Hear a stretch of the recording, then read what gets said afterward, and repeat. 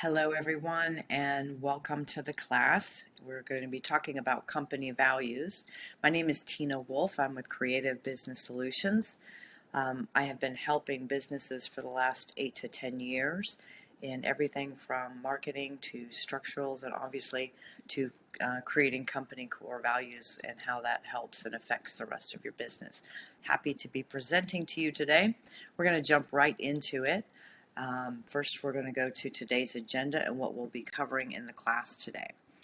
We'll be talking about what are core values, why core values matter, core values and culture, how it relates to the other aspects of your business. We're going to be going through some exercises and how to identify your core values. And then we're going to also do a summary and wrap up and talk about the connections and how to implement, okay? So let's first get into what are core values. So what matters to you ultimately should matter in your company. You are the owner, the proprietor, the entrepreneur of your company.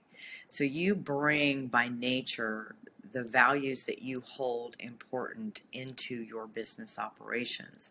You may not have done so in a structured way and in an intentional way, but as being solopreneurs and entrepreneurs, we are, and our story is essentially part of our business model and part of the story that the business has to tell. So they are interconnected, and we'll show how those core values can really benefit and help guide our business moving forward. So a core value is basically what is most important to you, both personally and professionally in your business. And it defines the very essence of a company and its binding agent to the ultimate customer. So think Coca-Cola or some of your bigger brands that do a really good job of creating brand identity, because core values stems from that too. We'll get into that in a little bit. But when you think about Coca-Cola or McDonald's or another big brand, how they really communicate their values, whether it's being an individual, which is really big with Coca-Cola. So they're wanting to present a certain value to the public because they want to touch that value in their ideal customer, who they want to come and be in their, buy their product or their service. So, for example, if honesty is something that you feel strongly about, being honest in all of your business transactions, not just a deal with a vendor or something, but with your customers as well, with your employees, with your staff, everywhere. So that becomes part of policy making. If treating others with respect is a sacred value, then your culture, your work culture that you build, and your customer service policy should reflect that policy. And this takes a little bit of self-discovery, and sometimes business owners aren't used to, what are we doing? Are we doing a business class? But this is part of digging deep into the meaning and telling your story of your business and getting down to the root of things. So it is very important. It's part of that deeper work. So we'll get into why core values matter. So if you think about it, your company core values, it serves as a compass for your business and the work you want to accomplish in the community. So you have an idea with your business, your nonprofit organization, whatever it is, and you have a goal in mind. You've got like a 3-year goal. You've got a 10-year goal.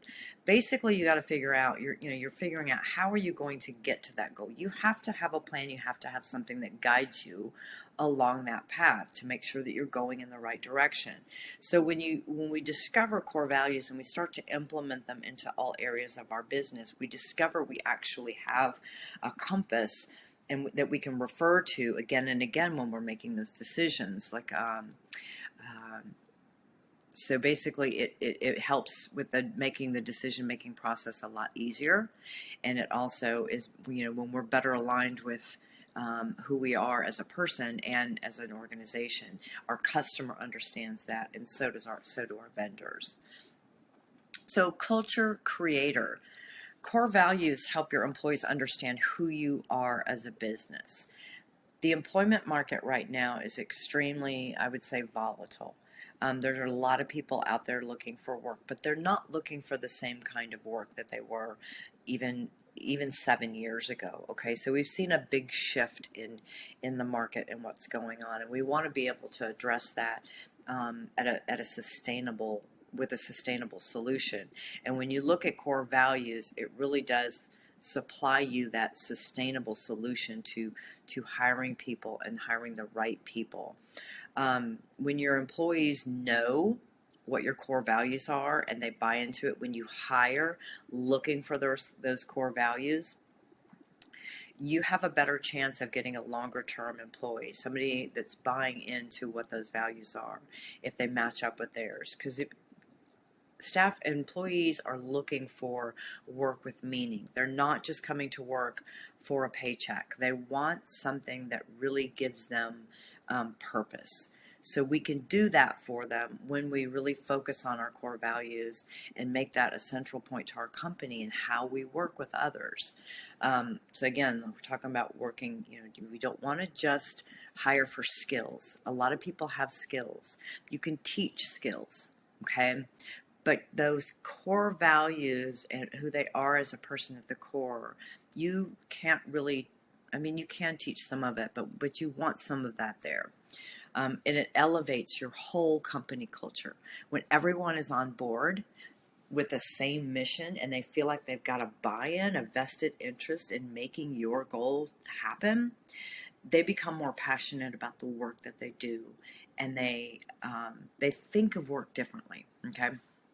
The next one is your customer builder. So core values direct how you obtain, how you engage, how you maintain relationships with customers. It's leading from a core value perspective. It creates authentic, sustainable relational capital. And relational capital is the new capital. You think about building relationships with your vendors, with your customers, with your staffing, with other people, in the community. Relational capital is extremely valuable because it has residual returning ROI. Okay, it's not just that one-time ROI; it's long-term ROI if we do it right, if we do it honestly and authentically. So that's what we're talking about here. We're talking about using those core values and integrating them and stepping out from that core value place in an authentic way. This builds trust and loyalty. So the next thing we're going to go to is I'm going to show you how it all kind of comes together, okay? So you've got the core values at the center, and you're operating from there. So you think about customer service, and let's say that value or servant leadership is a core value of yours and your company's, and you decide you accept that. So how is it that servant leadership or servanthood is going to show up in your customer service? These things need to be processed. It needs to be, if your employees don't understand that servant leadership is a core value, the person that you've got in the front working on customer service, if they don't have a process or something that you've really kind of taught them and nurtured them and mentored them in that policy of servant leadership, and this is what it looks like in these situations, that's got to be integrated into that. And then that reflects onto your customers. Your customer sees that servant leadership, that serving others is what is most important to you. And if that's important, if that's the kind of customer you want, that's your story. That becomes your story. That draws more people to you. So human resources, again, we talk about, don't just hire for skill. And you do that starts at writing the job description. That starts at, you got to think about the things about what do I want in an employee in this particular position. You want them to be creative. You want them to value service above self. You want them to be honest. You think about those values and you really write it from that perspective. You write that job description from that perspective. And then you attract a different kind of person. You attract the person that says, you know what, this company is somebody that I want to work for. You become an employer of choice, okay? Vendor relationships. it's really important that we don't always look for the least expensive vendor to provide tools. I know costs and supply chains are going crazy, and I know that's a definite factor with businesses, especially small businesses. I think I saw a post the other day on Facebook that was from a restaurant talking about the evolution of price, the escalation of prices on goods like to-go containers and things like that, and it had more than doubled within a year. So I do understand that this is important, and you're not going to be able to make that decision all the time. But if you come from a place of you want to work with companies and businesses that have the same value as you, it's less likely that you're going to have issues with that company. If you both see eye to eye on your value and service to the world in the industry that you work in and how you show up in the marketplace, there's going to be less friction. There's going to be a trust factor there, which is stronger for you. And then you have a long-term vendor, a trusted vendor. Branding and marketing. This is about your story. This is about how you show up in the marketplace to your customer, to your public, okay, to your community. It's how you weave your story into the fabric of the community with which, that you serve. So it's important for us to really speak from our core values and how we represent our business and our mission and our goals. One of the things that I worked with a company, and they decided that everything they did had to have a clearly defined value to their customer. So that was that little tagline. Does this have a clearly defined value to our customer? They wanted to make sure that was in their messaging, whether it was an email blast or whether it was a social media post. That consistency in messaging started to build a story, started to build a tapestry of who that company was. And then that's where you get into the Coca-Cola realm and the other, like REI or some big company that talks about who they are as a company, and not just a storefront, not just a brick and mortar that you pass by in the windows. You're personalizing in that branding and marketing. We already talked about company culture and how important it is to build a company culture based around your core values. You attract the kind of people that you want to work and that are vested in your mission of your business, whether it's providing the best outdoor gear or the best cup of coffee this side of the Mississippi, whatever it may be. Those core values need to be a part of how you run and integrate and structure your business and the systems within your business, okay? So those are very important. So next we are going to get into identifying the core values. So when I work with clients, we do a little questionnaire, and I usually send them home with it, or we'll do it in a room setting. We'll brainstorm in a big room with a whiteboard, and that's always fun too. And you can do this either. I've had businesses do it with just their the owners. And then I've also had them do it with just their leadership team. You can also break this down, and let's say you've got a department that's really having some problems. You can take this system and literally apply it to that particular department to help get that buy-in with those people working in that department that just seem to be a little bit off or maybe having some problems. And you can apply these questions and sit down and have those meetings on a regular basis.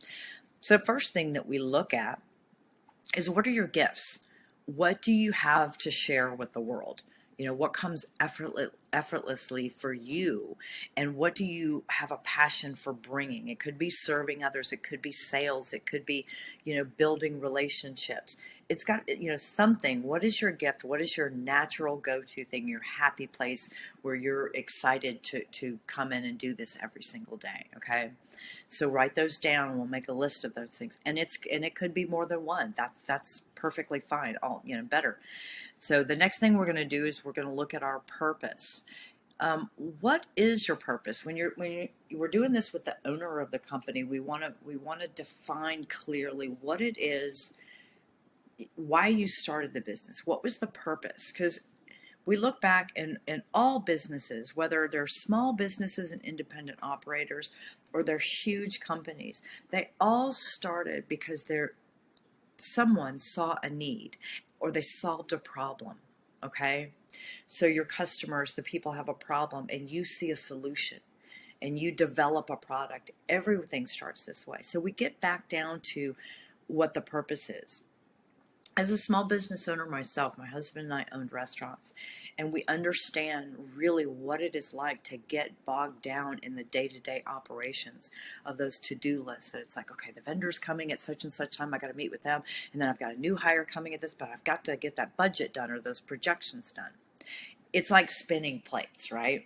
So we want to slow that down. We want to kind of get off a conveyor belt. And when we do this and when we keep our focus and we start to practice keeping that focus on our purpose, on our values, we begin to really have more control over how fast that conveyor belt goes and what direction it goes in. Okay, it doesn't take us off in some, oh, this is the hottest thing in the market, and it turns out that it's not. Oh, you have to be on every single social media things. No, you don't. You have to look at what fits your company, your values, your purpose, your vision, where you're going. Is it going to suit that? It may for now. You may need to change later on. But we make those decisions based on the core values and the purpose of why we started the company in the first place. So you see where I'm kind of circling back and I'm showing you that this provides your company and you as the operator as sort of a compass. It's like, okay, am I off course? They're great course correctors, if I can use that term. You know, if you're off course, something doesn't feel right, let me check with my core. Let me kind of send this through the litmus test that I'm going to do. So the values, what do I value most in life? And does my current life and company reflect those values? And we'll get deeper into that. That's actually an exercise that we do. And it has a questionnaire. We do those exercises with it. It's part of the workbook. Okay. And then struggles. And a lot of people do not like to look at, where they're going wrong or what they're not so good at. And I struggled with this myself. I remember it's like, we build up our confidence like, I can do this, I'm good at this, I want to stay over here. But what I learned is that I can't really improve my skill set and I can't grow if I don't start to pay attention to the things that I struggle with. Years ago, I struggled with like difficult conversations where I felt like, so I worked on that. I spent a lot of time working on that.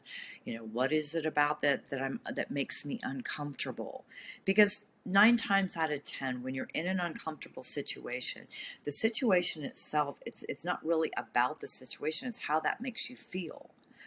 And we can't always change the situation or how somebody reacts, but we can work on what it triggers in us. What about this situation makes me have the emotion that I'm having or have the reaction that I'm having? How can it be different?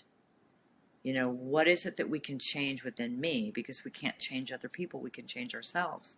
So we look at those struggles. It's a massive power to really overcome things and grow, both professionally and as a business. It's the same thing if we're looking at scaling up, and that's, there's a fear factor there. Of course there is for anyone. But when we talk about what is it and break those things down, eat the elephant one bite at a time, right? That's the saying that everyone says. And that's true with this also. So when we look at our struggles, we don't have to be, shy away from them and just because they do cause friction. They cause resentment within company circles. They cause all kinds of problems. And this is where you think, this could be solved easily if we just kind of dig into this. So that's actually the workbook. So one of the things that working with clients and in the businesses, myself running businesses, I have learned that one of the quickest ways to become unhappy and just dread not going to work and stuck is to consistently live out of alignment with our core values. Yes, we all need money. We have bills to pay. We have kids to put through school, clothes, mouths to feed. We have those responsibilities, but there is definitely a way that we can balance that out with living by our core values. Because when we're out of line with our core values, there becomes an uncomfortable feeling. There becomes friction. There becomes resentment. And then what we experience, what we're feeling, comes out in the way we talk to our colleagues, the way we see a business opportunity. We have to pay attention to those things because they do affect how we operate our business, how we speak to our employees, again, how we see opportunity, or if we see it at all, or if we're completely missing opportunities that are there for us. Okay. So that's really important. That's one of the biggest lessons I've learned, and I really appreciated it too. So here we're going to do the exercise, and you do this with your team. I do it with, I usually schedule an initial meeting and explain like this presentation. And then when I work with clients, we set up an initial meeting, usually with the owners or their leadership team. And we spend a good day, half a day going over this and really kind of brainstorming and working through all this. So we're going to list the values for you and your company, and everyone individually do it. This is like no talking back and forth and sharing. It's like, what did you get? So no looking at someone else's paper. We're going to bring everyone's values to the table, and then we're going to determine how that measures up and what fits with the company and the company's goal. Okay. You do that with a team. You whittle those values down to 5 to 7. You don't want to list a whole, because you're going to want to put this on your website. You're going to want to put this on a little placard and put it in the office and remind your employees as they walk in. You want to create that company culture around these things. Okay. What about the company would you keep? And this is where we get into, dealing with those struggles and those, really looking at it through a lens of, not a negative lens, but just a lens of curiosity. You're going to say, what about the company would I keep? What's working really well? What do I really like? Okay, you're going to make that list. It could be the HR department and their process of hiring new employees. That might be working great. Okay, so you're going to keep that part and you'll mention it.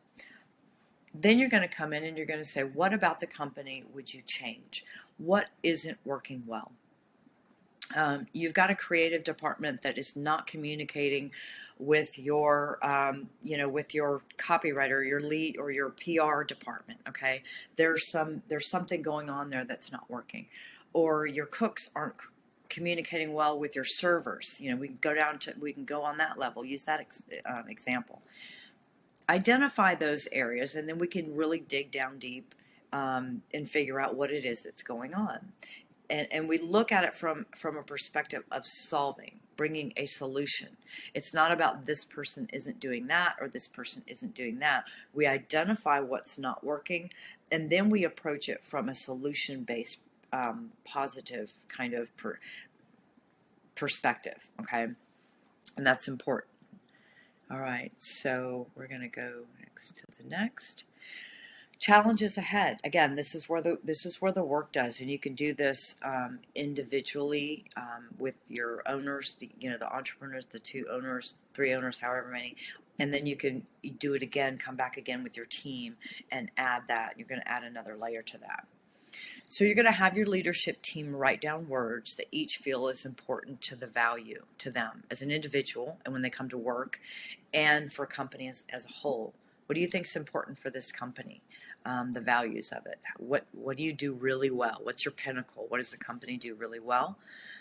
And then also take stock of the current culture and identify key elements that you feel are working well, like we said before, and then those that need a little bit of improvement. Okay. This exercise really goes a long way in creating trust and respect with your team, because when a team is involved in this process, they really feel valued. And when someone feels valued, they're going to give more of themselves than if they feel like they're not valued or they're just a number or something of that nature, that they can be easily replaced. When you invite them into these types of conversations, that means that you value their opinion, you value them as a person, and you value them as an employee and the contributions that they bring to your company and the overall mission and dream of your company. So think about definitely how this can really have a huge impact. It's a small step, but it can have a really huge impact.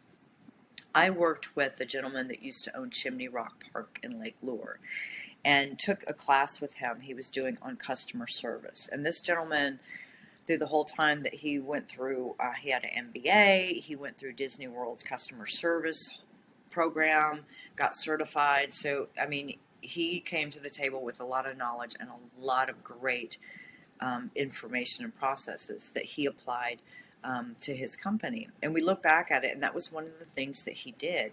He involved his staff. You know, it's not like you have to tell them every single thing that's going on. It's like, oh, the check cleared today. But when your company is making decisions and you're not informing that affect employees, and you don't explain to them why or give an honest reason, they begin to make up stories in their head why that decision was made and why it, because they might be negatively affected. It could be benign on your part, but that lack of communication and lack of involvement creates a distrust in that employee, and then that employee begins to pull back, both in performance, okay, and in what they tell you and what they share with you in their department. So those things we have to really be careful with. Step 2, you and your leadership team will now take that list, and again, like we said, whittle it down to that 5 to 7 words. If you've got words that mean the same, don't worry about it. Just choose one of those words. Like you can, sagacious and prudent mean the same thing, so you're going to choose one of them to put them on the list. In step 3, what we're going to do is you're going to do an assessment, okay, of how your company is performing in living out those core values. So the question that you really want to ask yourself here is, how is my business, how is my staff, how am I living out these core values in this particular area?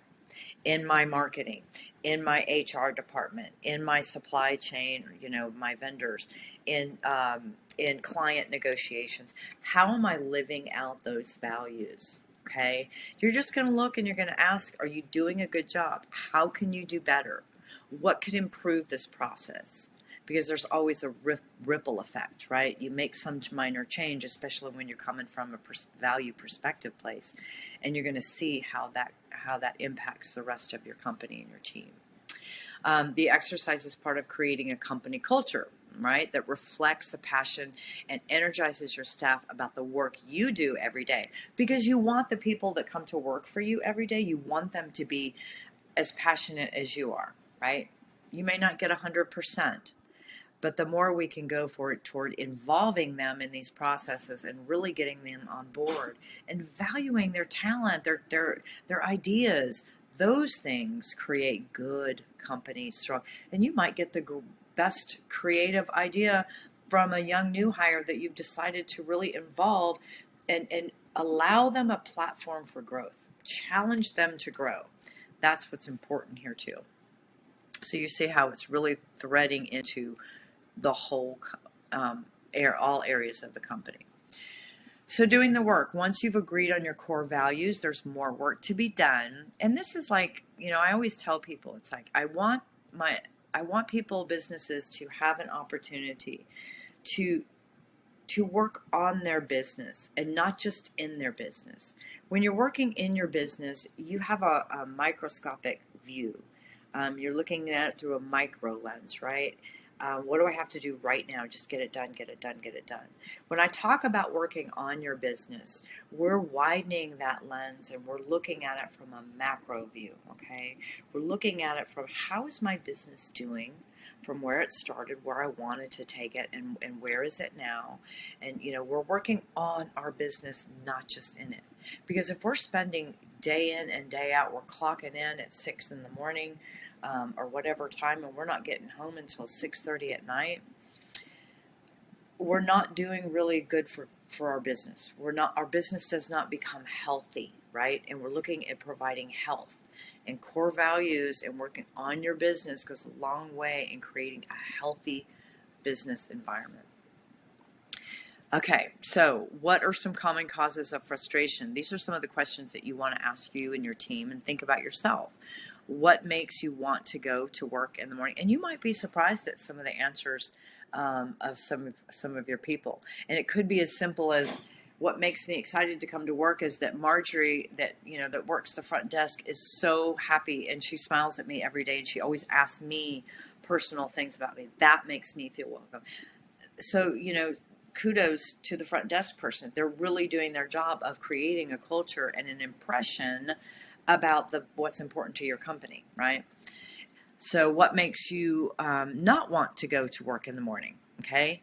And these can be anonymous, just put them in the hat, right? Just write them down. Don't put your name on them. And that's what we do, because this isn't about picking somebody apart. This is about building up and growing the business for everyone involved. And then, why do people leave your organization? I think this is something that most companies do not pay enough attention to. It's kind of like they have this busyness about them, that they're so busy, they just, I can't even worry about that. They left, they're just not good for us. And they don't really dig into the data of why people leave the organization. They don't, really pay attention to exit interviews. And if you don't give them the freedom to be honest in those interviews, you're not going to get good data, so if you don't make that anonymous and let them, do it that way without any repercussions, it's a difficult situation, but it definitely can be navigated. Okay, so that's doing the work. So here is what we're going to look at when we talk about how can these values be implemented in policy, practices, and procedures? Here are some questions that you want to think about when you're doing that, when you get to that stage, when we get to that stage. What are the elements of your ideal organization culture that reflect your values? You're going to identify, again, like what's working, and get really down to the a detail point, okay? What crucial aspects are missing from your company's culture? You've identified your core values. So you're going to see in areas, it's like, where's that not playing out? It might be a value, but it's like, we don't think that department is important in this aspect, but it is. Every department is important, and every department is affected. So what would make your company more enjoyable place to work for and work with? So go over those questions with your team. All right, and the work continues. So to kind of wrap things up, we've seen what company core values are. We've seen why they're important and how they integrate into every other aspect of your business, and how making those small changes can really have big impacts for your company and for your business and for your staff. Okay, we've seen how it can help tell a story, and help build loyal, sustainable customers, and build a reputation for your company as being the employer of choice, building a community where your staff is really bought into what your passion is and what you're trying to do.